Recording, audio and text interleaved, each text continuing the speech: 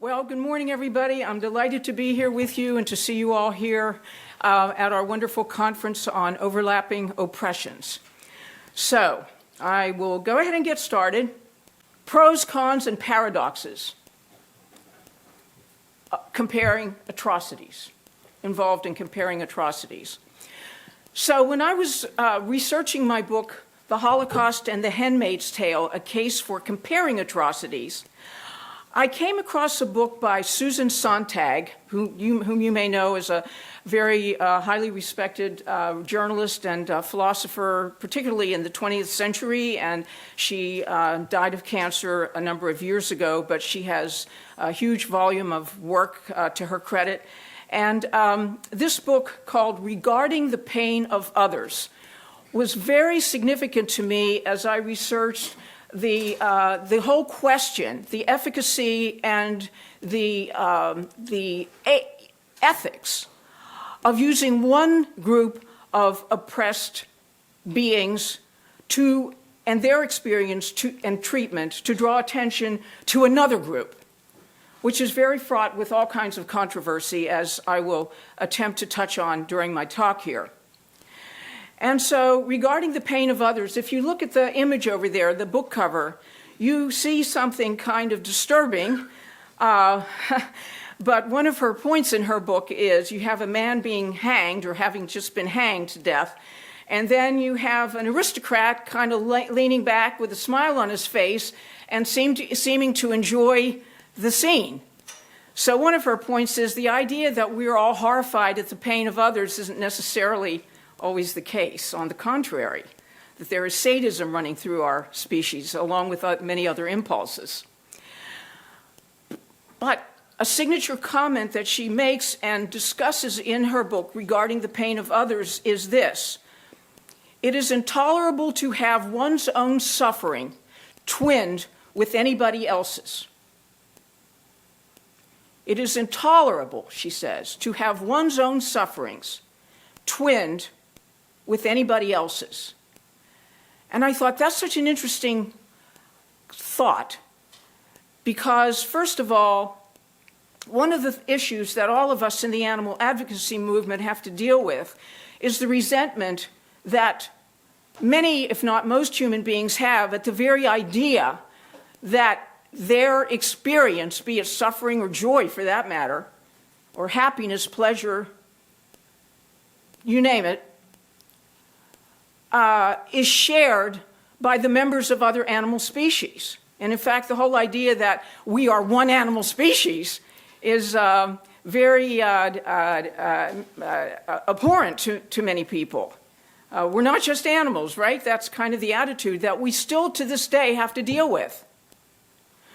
So in her discussion in regarding the pain of others, Susan Sontag does not even mention people, humans. And when I say people, I include, I use it interchangeably mainly with the word humans here, just to sound more relatable, I guess. So don't think I don't mean animal, that we're the only people, okay? I don't mean to say that. But just for the ease of discussion here and talking. She doesn't even mention how humans find it intolerable to be compared with the members of other animal species. She's saying that there's something in the human genome or the human experience that makes it intolerable to have their own sufferings, their group, or they as individuals, compared to that of other groups or other individuals. My suffering is the worst. My group suffered more than anybody else's, and don't you dare suggest otherwise.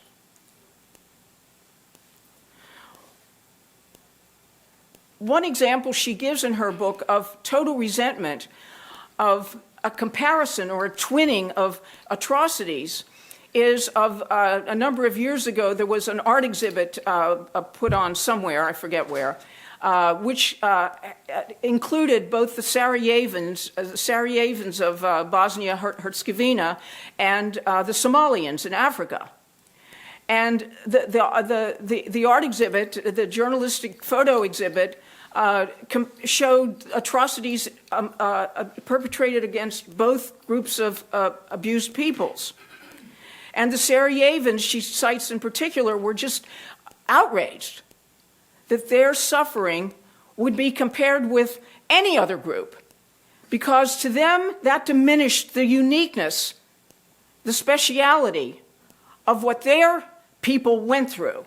And they felt that by comparing us with what the Somalians went through, it sounds like, well, we're just all the same. It's just all the same suffering, and there's no identity. The identity is blurred and lost in just this sort of sea of suffering. So this is an issue that Susan Sontag, and of course others, including me now, have talked about when we try to understand why people grow so resentful at the idea that their suffering or their experience in almost any realm would be compared on a level of equality with that of other animals, as individuals or as members of species. Now, it's interesting to look back in history to see variations on this topic of we're superior and our victims, or even if they're not our victims, still, if they're just other, but let's say our victims, can experience suffering to the same degree of intensity. So I would recommend that anybody who has not read Harriet Beecher Stowe's book Uncle Tom's Cabin read it for its own sake, for its own sake, for its own historical record of the whole gamut of society during the period of African American enslavement in the Americas. But you could take almost every bit of what I call the rhetoric of exploitation and put animals in there, that is, other than human animals in there, and you would see that the rhetoric of exploitation is almost identical. The same arguments are used for why it's okay to enslave this particular group of people, because they're not like us, because we're superior, because the law makes it okay, our law, of course, makes it acceptable, etc. So there's a scene among many such scenes in Uncle Tom's Cabin where you have a boat, and it's going downriver from Ohio, and it's going to be dropping slaves off in Louisiana and other places, enslaved people. But on the upper deck, you have these, refined, genteel white ladies having a conversation, one of their many conversations, because what Harriet Beecher Stowe wanted to show was the cross-section of American society's attitude toward African American enslavement. She wanted to show how all sectors, including slave traders, you name it, thought about and spoke about this particular atrocity. So, mid-century, ladies on the upper deck of a boat are discussing African American slavery. The enslaved people, meanwhile, are chained below with the quote-unquote other freight. So one genteel lady says to the other, "The most dreadful part of slavery, to my mind, is its outrages on the feelings and affections. The separating of families, for example." That rings a bell, contemporary bell, doesn't it, right now, with our political system? The separating of families, for example. "Suppose, ma'am, your 2 children there should be taken from you and sold." And the other lady says, "We can't reason from our feelings to those of this class of persons. We're one class, they're different, they're other, they're below us." So this kind of attitude runs through Uncle Tom's Cabin, just as it ran through society throughout the entire 18th and 19th century in, England and then on to America, the Americas. So you get a sense of how deeply entrenched this attitude is in people that, we're superior, our victims or those, that other group, that group of others, we can't reason from our experience down to their level because their feelings are different. And a situation that this discussion arises out of is when a black woman who had been enticed to believe that her child was not going to be taken away from her by the slave traders on the boat is lied to, and her child is snatched from her. And she's weeping on the boat, and she throws herself into the water and drowns herself. And so this conversation arises out of that very situation, that very episode. So you see how callous people can be, although the First Lady seems to have compassion and understanding. So I don't know how many of you were alive or around or adults in 2003, but I'll assume most people were. But in 2003, Matt Prescott, who's an attorney, who at that time worked for People for the Ethical Treatment of Animals, came up with this concept of a Holocaust on your plate display for the Washington Mall. Is anybody familiar with the Holocaust on your plate exhibit? The lights are so that I can't even see. You don't need to raise your hand anyway. If you are, you are. If you aren't, you aren't. Carol, you remember, right? So in my book, The Holocaust and the Handmaid's Tale, which I'll explain in a minute real quickly, Matt Prescott, the creator of the controversial Holocaust on Your Plate exhibit for People for the Ethical Treatment of Animals, argued then that the analogy works both ways. His exhibit, which consisted of 8 60-square-foot panels, which you can find on the internet, by the way, each juxtaposing photographs of factory farms and slaughterhouses with photographs from Nazi concentration camps, depicts the point made by Yiddish writer and Nobel laureate Isaac Bashevis Singer that in a short story of his, that in relation to the animals, all people, all humans are Nazis. So, of course, this huge exhibit on the National Mall in Washington, D.C. received a huge amount of not just controversy, but criticism and outrage and resentment among many members of the Jewish community worldwide as an affront to their suffering and to their experience. How dare you compare what we went through to animals on factory farms? How dare you do that? So you can kind of see from the picture there, one of the many parts of the exhibit, that you've got the hens in battery cages on one side, and then you've got the Nazi Holocaust Jewish victims on the other side, and how, you know, the similarities which you can decide that you consider important similarities or not. So I have to tell you that my book, The Holocaust and the Handmaid's Tale, was inspired by Matt Prescott's The Holocaust on Your Plate. And then when I was in the library at the University of Maryland College Park talking to a friend who was a librarian there, and I told him about my concept for this book I was researching, and about how, you know, hens have been reduced to being considered of value only for their reproductive systems, for their ovaries, for churning out eggs.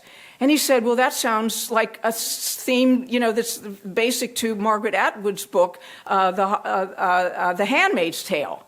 So as soon as he said that, and I'm standing in the library, I said, The Handmaid's Tale, that's my title. That's perfect, The Handmaid's Tale. So that's how I got that title. And of course, that Margaret Atwood concept also helped to guide me as I thought about this particular theme and these types of issues. So, back on November 14th, 1999, a huge article appeared in the Washington Post style section on Sunday, which is the most read day of the week, called For the Birds. And it was a profile of me and my work for United Poultry Concerns. And the header under the title is, yes, Karen Davis is serious when she says the extermination of 7 billion broiler chickens, that's now over 9 billion, is the moral equivalent of the Holocaust. Is it possible that's not quite as feather-brained as you think? Well, of course, the birds have to be denigrated as being called, you know, we're called feather-brained, like birds are stupid or something. So you're always dealing with rhetoric, the rhetoric of the mainstream and everywhere else. But, and I'll tell you parenthetically that this picture of me kissing Ringlet, one of our rescued hens in our sanctuary, was criticized by, at the time, a well-known animal rights advocate as being demeaning to our movement because it made us all look like a bunch of wackos. He said, stop kissing chickens in public. Huh? Gary Yourofsky. If you must know, I tried to protect his identity, but okay, Carol, you made me say it aloud. And why should I protect his identity anyway? He wrote it, he wrote it. We sent it to me as a personal email. Anyway. So it isn't only Holocaust. Are we there? Yes. It isn't only Holocaust comparisons that arouse resentment. And this will be discussed more today by another speaker. But what Harriet Hall, very recently, a lifestyle editor at the Independent, a publication, found particularly troubling about actor Joaquin Phoenix's speech at this year's Oscar ceremony was his, quote, comparing systemic violence against humans to the plight of animals in the food system. To utter these causes in the same breath as milking cows really only highlights Phoenix's already startlingly obvious white male privilege, she said. This has been all over the internet, and I took it off Sentient Media's blog page.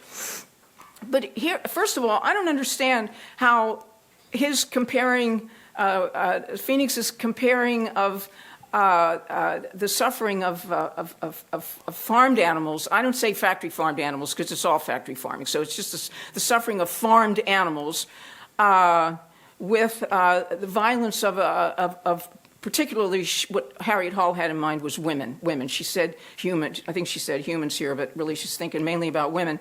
I don't understand what that has to do with white male privilege, but what do I know? But certainly what we're looking at is species' privilege in our case. We have species' privilege, which we assert all the time over the other animals in our behavior, in our rhetoric, as most of us are more than well aware.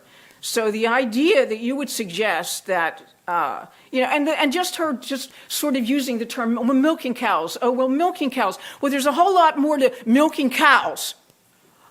There is horrible cruelty and suffering involved in the what I call the mammary gland industry, the dairy industry, than can possibly be summarized or captured in the term milking cows, which is itself a disgusting and obscene thing to do.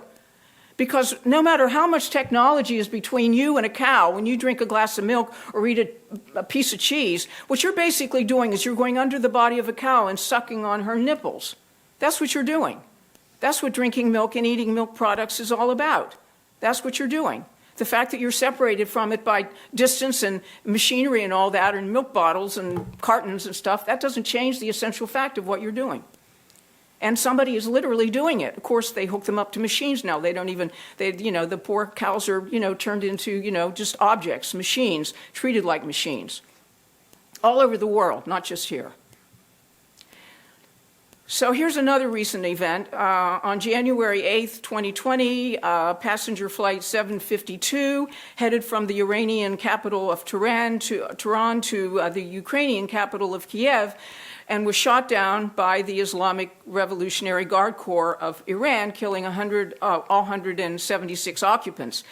The jet continued flying for several minutes before turning back toward the airport. According to the New York Times, the plane, which by then had stopped transmitting signal, flew toward the airport ablaze before it exploded and crashed quickly.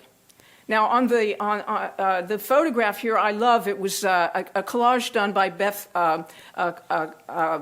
Clifton, who's the wife and partner of Merritt Clifton of Animals 24/7, on whose website I publish a lot of my articles. And we've known each other since way back in the 1980s. They used to have a publication called Animal People, which is a print publication, and now they have Animals 24/7 online, which I recommend. So she kind of, again, pulled together this idea of battery-caged hens and human beings all in a cage from which they cannot escape the horror that is pending, or in the case of the battery cages, they're never going to, their whole life is nothing but being in a cage, and it's not pending, it's just happening. One can only imagine being strapped in a plane that is about to crash, being in the final moments before death, a conscious individual helpless in a cage. In considering such circumstances, is it impertinent to compare this experience, with that of chickens, or for that matter, any other than human animals, hanging face down on a slaughter line as it moves toward a large rotating knife that will cut their throats? Is the terror of the chickens any less palpable to them individually in their final moments than the terror of the airline passengers hurled helplessly toward their own deaths? Even granting the terror the chickens must be feeling, there are those who are outraged by the very idea of comparing anything a chicken might feel with the feelings of a human being, for the simple reason that, no matter what, the feelings and nature of humans are considered, quote-unquote, superior to and vastly, quote-unquote, more important than those of any other sentient species. Well, let me just say a little more about that. Back in 2001, you may remember the crashing into the Twin Towers. And I wrote extensively about that, and so did the founder of the animal rights movement, so-called, or animal liberation movement, Peter Singer, who, when in discussing the 3,000 people who died in the attack on the Twin Towers in New York City, with the suffering of chickens, he said, well, chickens are killed by the millions of every day, so I don't see the comparison, because these are human beings. Human beings have plans. They have purposes in life, whereas these are just chickens. This is the founder of animal liberation. And of course, I took issue with that and wrote quite a lot, as I say, challenging that point of view. He wrote about the chickens as if, well, they don't have any relationships that are worth they don't have any relationships. They don't make plans for the future, whereas human beings do, so humans are more important. And he reeled off a lot of other things. Well, humans are the only ones who do this, that, and the other, and therefore, no matter what happens to chickens, or no matter whether, several million not only died every single day, but lived horrible lives compared to the people, the people who suffered in the 9/11 crash, suffered and died. Still, their lives were relatively okay compared to that of the chickens before that final horrible death that they endured. So there's a lot to look at there. But Peter Singer helped to seal this idea, the father of animal liberation, that compared to humans, chickens, and really by extension all other non-human animal species, that their experience of being alive is inferior to that of humans regardless, and therefore no matter how many of them suffer atrocity, it doesn't compare to even of much fewer numbers of human beings. So we have this issue, again, popping up all over the place. It's like Hydra's heads in Greek mythology. You have to keep putting them down, and they keep popping up in twice as many sometimes. It isn't only comparisons of suffering and oppression that can arouse resentment. And I have to tell you, there's a chicken sanctuary in Chocowinity, North Carolina, run by Jim Robertson and Kay Evans, a small, wonderful sanctuary. And they went into and North Carolina is like a huge chicken-producing state. So they happened to be going by a Purdue chicken house one day, and it was open. It had been cleared out. The chickens had been cleared out and sent to the slaughterhouse. But they saw this one little chicken left behind, who they named Ivy. And as soon as they brought Ivy home to their sanctuary, Ivy and Ruby, the hen, who also adopted, I don't remember her circumstances, but Ivy and Ruby all immediately became mother and child. So how dare you call him a child, or her a mother? Believe me, there's a lot of that out there. So, as I say here, it isn't only comparisons of suffering and oppression that arouse resentment. The prejudice can be seen in the resentment of some core feminists, as we just saw a couple of slides back, toward any suggestion that their experiences are comparable to those of non-human females. An article that I not only wrote about the hen as a symbol of motherhood, but was invited to write by a progressive online journal was rejected by that journal. I was told I was the first one ever that they rejected. I was rejected by a progressive publication in 2018 for implying similarities between human mothers and chicken mothers. The editors considered the comparison, in their words, a sexist slur against women. Well, their rejection and their attitude was certainly a speciesist slur against chickens. Imagine being resentful of having your feelings of motherhood, your protectiveness, your nurturing, all of the things that are out there in nature to see going on, to consider that an affront to your motherhood or whatever it may be, to be compared with counterparts in the natural world. This shows how far away many groups of humans, including many coarse feminists, are, how detached they are from the world of nature from which we all arose. Oh, don't you dare suggest that there are any ties or any community of life between me and some other animal species. Oh, my God, how dare you? How dare you insult me?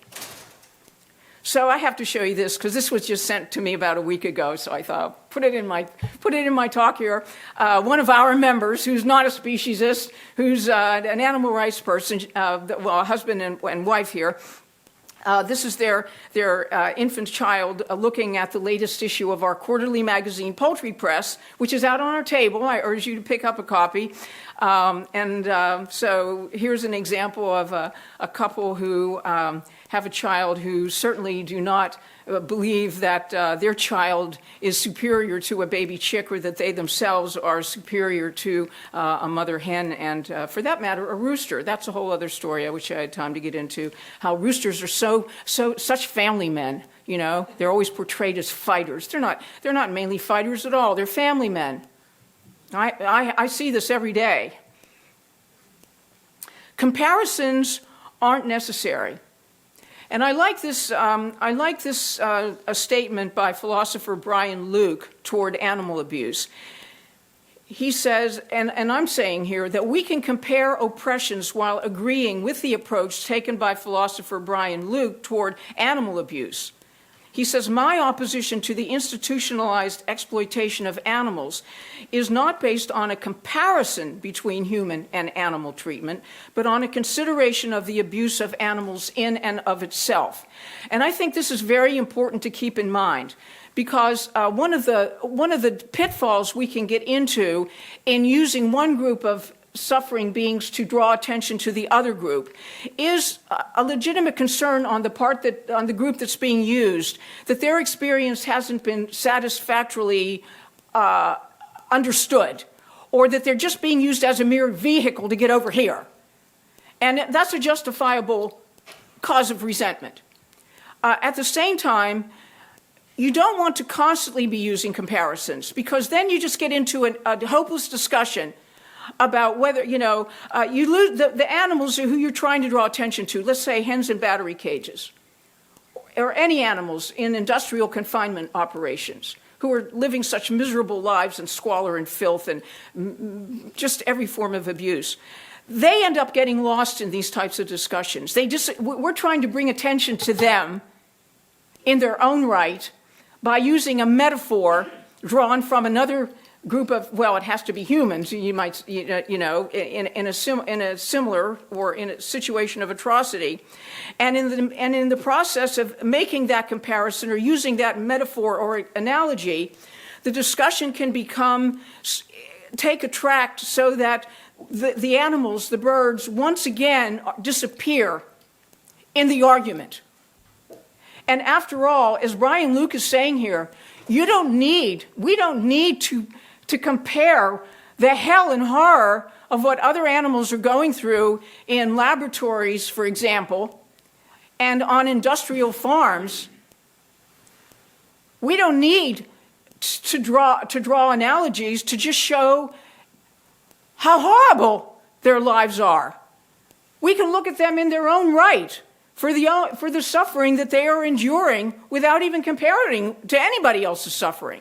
In fact, we can do that with any group of sufferers. Say, let's just look at what they're going through without comparing it right away to, is the Holocaust as bad as human slavery? What about the Native Americans? They suffer just as much as Holocaust victims. Well, how dare you say that an animal suffers as much as a human? You get lost in all that. You really have to be an expert in guiding the conversation in the case of when animals are the issue that you're attempting to draw, and their experience are what you are trying to draw attention to. You really have to be an expert in not letting them, once again, be disappeared and defaced in your well-meaning effort to draw comparisons, overlapping oppressions, comparisons of atrocity and what I would call unnatural suffering. Because as has been brought out by Roberta Kalachowski and many other writers about the Holocaust and about what we put animals through, the kinds of suffering that they endure in these mechanized, industrialized concentration camp situations have no counterpart really in the world of nature. Not to say that the world of nature doesn't have its cruelties and its violence, but these are experiences that creatures have not normally evolved to have to endure. So in many ways, the suffering, for example, of non-human animals or other than human animals in human-created oppressive environments can be even worse for them because there's nothing in their psyches that can make any sense of what this other species is doing to them and the conditions they're being put in. They have no comprehension of being in a mechanized world, of being in a cage. We put ourselves in cages. We understand one another as members of the same species, but how does another species interpret being put in an artificial, dystopic, hellish situation that only reflects our nature and has nothing to do with their nature whatsoever? So as the behaviorist behavioral biologist Marion Stamp Dawkins, who doesn't believe that we should ever assume that animals can experience pleasure, because she picks and chooses what she's willing to accept and not. But she, notwithstanding, did have this line, which I thought was a good one. She said, in fact, we can't assume that we suffer more than any other animal on the planet. She said, because other animals may have experiences in intensity and duration and in quality and type that far exceed anything human beings have ever experienced or known. So I think we need to keep that in mind. We can't assume that our suffering is the worst that could ever be endured. Just as individual groups amongst human beings shouldn't take it for granted that their suffering is the worst that could ever be endured by anybody, and to feel resentment, that the Somalians are being considered to suffer as much as we Sarajevians. So we have to kind of keep our minds clear of how easy it is to fall into these destructive traps. So here I give an example. I love this. We have a wonderful photographer. She's not just our photographer, but Davida G. Breyer, who is based in Baltimore and who's a wonderful professional photographer and, of course, an animal rights person with her son Garnet and her husband Bo. They're all animal rights people. But she comes to our sanctuary periodically and takes fabulous pictures. But she sent me this, many images, actually, of chickens in the Cayman Islands. And there you see the little chick and the mother hen, and you see another hen, and over there's the rooster, and a little bit in the background. And there, down there, you can see some bathers, some people, humans. But you see how beautiful they are, and they're a family, and they're out there in the natural world among trees and branches in a green world. And then you look at this. This goes on 24/7. Throughout the entire world, because the chicken industry blankets the earth. It blankets the planet. 67 billion chickens, conservatively speaking, slaughtered each year, up 2 billion from 2017. We can't even imagine it. We cannot imagine it. And yet every single one of these billions of chickens is an individual just like you and me, living within their own skin, having to experience being alive in the flesh. When Peter Singer says, oh, well, millions die every day, so what, Well, they're experiencing their own body and their own being just as intimately as we're experiencing our own. In that regard, everyone is alone. Everyone is alone within his or her own body and his or her own perplexed mind and distress and fear and terror. So look at them. This is the chicken industry. They're being grabbed to be upside down, to be taken off to the slaughter, to be thrown into the transport crates and shipped off to the slaughterhouse. These are 6-week-old babies with bodies the size of small turkeys because of the genetics that have distorted their bodies so much, that have made them so miserable. You see how dirty they are. They're living in filth. You see them being treated this way in front of their confinement mates. The other chickens have to watch them being treated that way. And this is the degradation of the victim. See, this is as Christa Blanca, who is a German pastor, who is quoted in Eternal Treblinka, Charles Patterson's classic, brilliant book, Eternal Treblinka, says that in all cases of oppression, a common factor is that the oppressor strips the victim of dignity, that they strip them of their dignity. And here, again, chickens don't get picked up by their legs and carried around upside down in the natural world. Only humans inflict that on them. And I can tell you, it isn't just factory farming, because throughout the centuries, this is how chickens have been, and other animals have been treated, with complete disrespect, complete stripping of dignity, treated with complete contempt, and no compassion, or even that's too weak to even put how utterly lacking in any rapport or empathy is shown toward these victims throughout the world, and long before official factory farming went into gear in the mid-20th century. So here we have a mother turkey. And I tell you, I've shown pictures, this mother turkey, to some people over the years. I've been in this movement for like 30 years and more, really, because for 10 years I was an apprentice before I actually started United Poultry Concern. So I was involved in as many aspects of animal liberation and animal rights as I could be through the 1980s. But I've shown this picture to some people who said, well, what kind of a bird is that?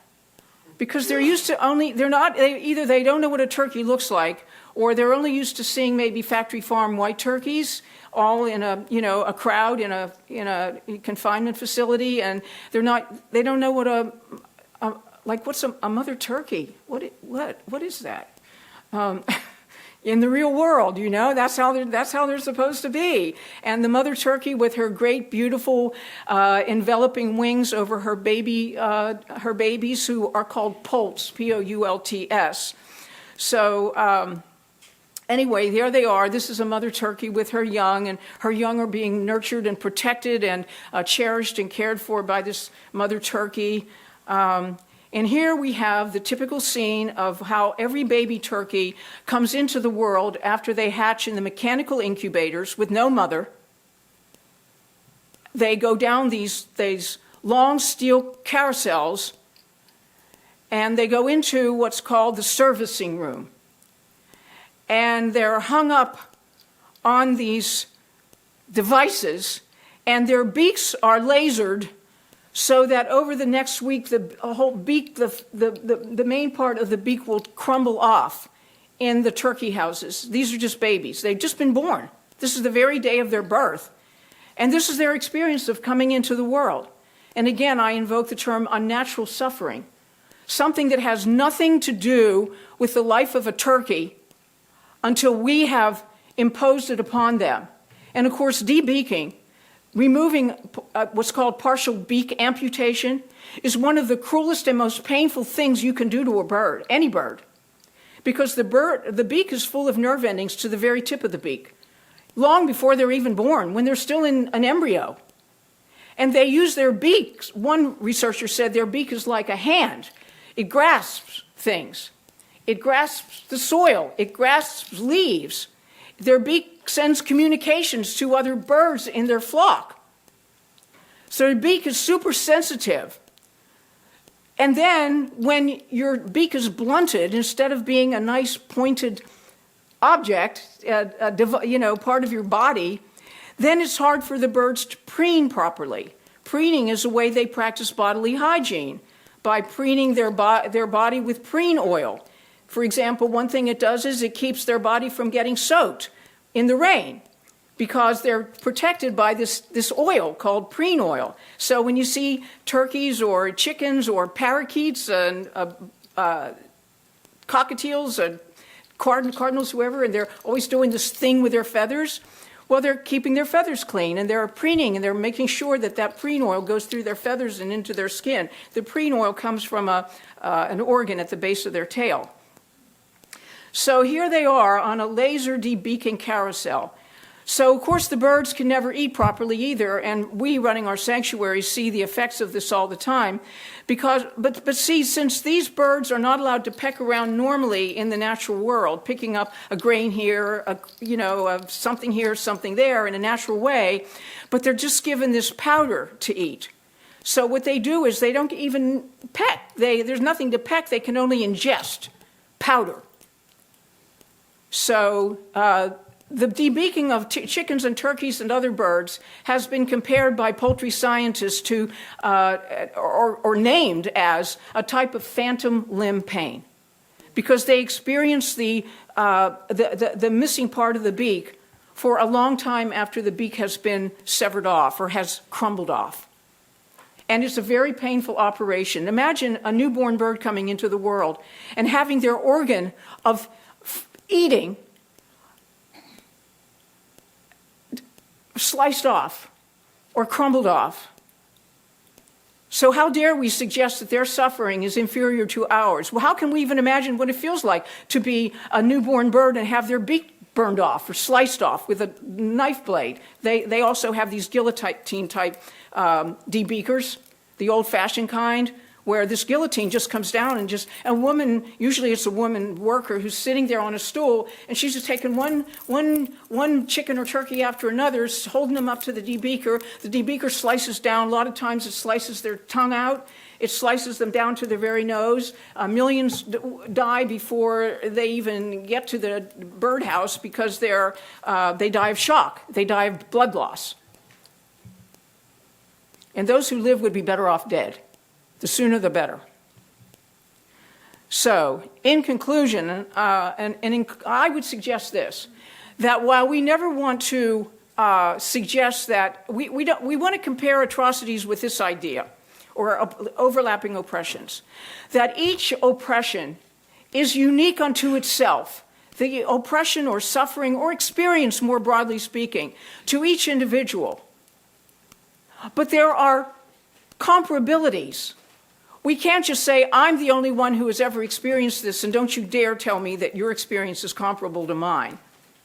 But we can realize that each experience has its own identity and its own supreme importance and incommensurability, and at the same time understand that there are justifiable comparisons to be made in and of themselves, and for the sake of developing a broader awareness of justice and injustice, of fairness and unfairness, of compassion and lack of compassion. So I say here that an incommensurable oppression may retain its identity while shedding light on other immeasurable magnitudes of suffering and injustice. It may, that is the oppression, may, as Susan Sontag says of the art of depicting atrocity in her book Regarding the Pain of Others, disclose, quote, new subjects for fellow feeling and be a, quote, turning point in the history of moral feelings and of sorrow, as deep, as original, as demanding. Thank you.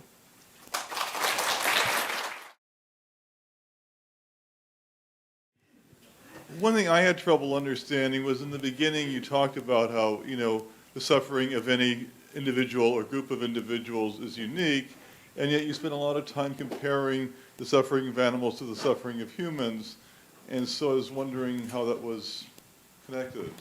Well, I think what I'm bringing out here is the part of my talk which talks about paradox, that a form of suffering is unique, but it can also be compared to others. Again, depending on how it's framed, how the comparison is framed. I mean, each of us are as one writer once said, we're each in the cell, C-E-L-L, of ourselves.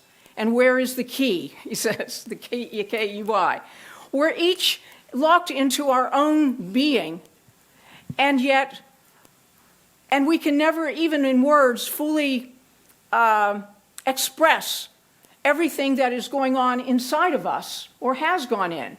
I mean, as wonderful as our verbal vocabulary is for capturing all kinds of events and experience, it's also the fact that at a certain point, verbal language doesn't have the ability to fully communicate our experience, because there are some experiences that elude verbal characterization or articulation. But at the same time, we have to assume that we can talk to each other, both in body language and in verbal language, in a way that communicates what we have to believe are similar, if not identical, experiences. Even though my experience is unique to me and happened only to me, paradoxically, a similar experience has possibly happened to you. Or because we are genetically related through evolution, it makes perfect, as a species, it makes perfect sense that we would have shared experiences, because we have the same basic genetic patterns of experience and behavior and predispositions. At the same time, to extrapolate to the world of nature at large, we are related to other animal species through the evolutionary process. So we see comparisons in behaviors, for example, that are very similar to our human experience, and vice versa. So again, it's a paradox. It can't be either or. It's both and. And again, there are times when comparisons may not be the best way to make an argument, and there are some comparisons that may not be justified or on point. But at the same time, there are enough to be made. See, one thing I will just say, too, is that while there are people who will concede that the treatment of other animals compares with the horrific treatment, let's say, of the victims of the Nazis or of the enslaved people under white supremacy in the 18th and 19th century, and even going up into today, we can talk about all this. Or the horrible treatment and effort to exterminate the Native Americans by the Europeans. While there are people who will insist that, or who will agree or concede, sort of grudgingly in a lot of cases, that the treatment of these various groups is similar in being cruel or being unjust, where a lot of people balk is in the idea that the experience of the victims are comparable. They'll say, yeah, the treatment is similarly cruel or abusive, but don't you dare tell me that the experience that this group endured is comparable in intensity or importance, or whatever term they want to use, to our experience or to my experience. And that's one of the distinctions that, many, or at least some people will make, the difference between the treatment of the victim and the experience of the victim. People have this desire to believe that their experience tops everybody else's. Yes?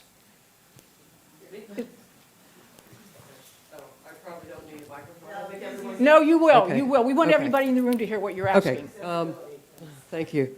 How do we break through that mentality then? I mean, it astounds me that any feminist would be offended by the suggestion that she might want to be concerned with the plight of a mother hen or of a mother cow. I mean, you're kind of preaching to the choir here, but I mean, how do we get through to that feminist? And I mean, do we just keep talking and talking and talking until the message gets through? Well, I mean, this isn't something that's going to be resolved in a decade, or I mean, we're looking at huge issues here.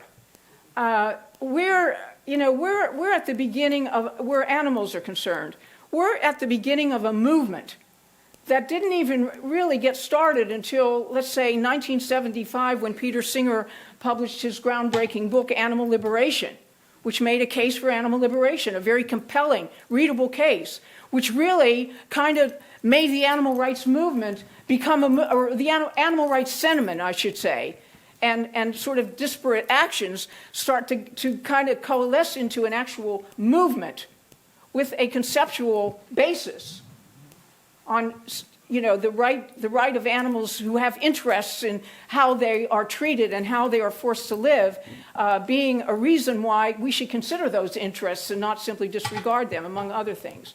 So I'm going to kind of be evasive with you, and I'm going to say we're not just talking and talking.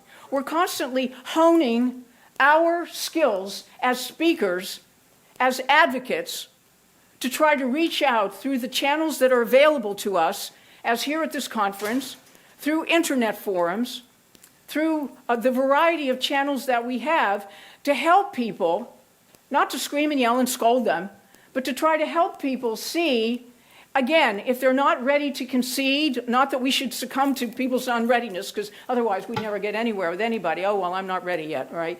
But I'm saying that, you know, you've got to develop a way of speaking, a tone as well as a content, to help people to understand what does it feel like to be a bird with a beak and have their beak burned off with a guillotine, to be hung up on a laser machine, or, I mean, look at this mother hen. I mean, she's enveloping this chick with her wings. I mean, can't you see that that's motherhood? Okay, you're not willing to agree that this is similar to human motherhood. Well, I don't agree with you on that, and I think that the evolutionary evidence is against your point of view and supports my point of view. That said, can't you see that she's acting like a mother? And why disparage her motherhood? Why should she be disparaged because she's somebody other than you? Why should we be so nasty to the rest of the living world because they're not us? Why should we, moreover, be punishing them because they're not us? Can't we respect them in their own right for who they've evolved to be? If they can't think of the future, then their pain in the present is worse. Well, exactly. Did you everybody hear that? Well, say it again, Carol. If they can't think of the future, then their pain in the present is worse. Yes, because let me just say this, and then we are going to quit. Because human beings in situations of atrocity have certain palliatives, certain pain relievers that they can call upon in these moments. They can plot revenge against their abusers. They can plan for the future in one way or another. Human beings have the ability to resort to, alcohol and other things to relieve their suffering. But in the case of other than human animals, for all we know, they're experiencing raw suffering without the amenities that we may have in our situation to be able to palliate the worst that is being perpetrated against us. And we need to keep that in mind. So thank you, Carol, for bringing up that point. It's very important. Let's give Karen Davis a really big hand. Thank you, Karen.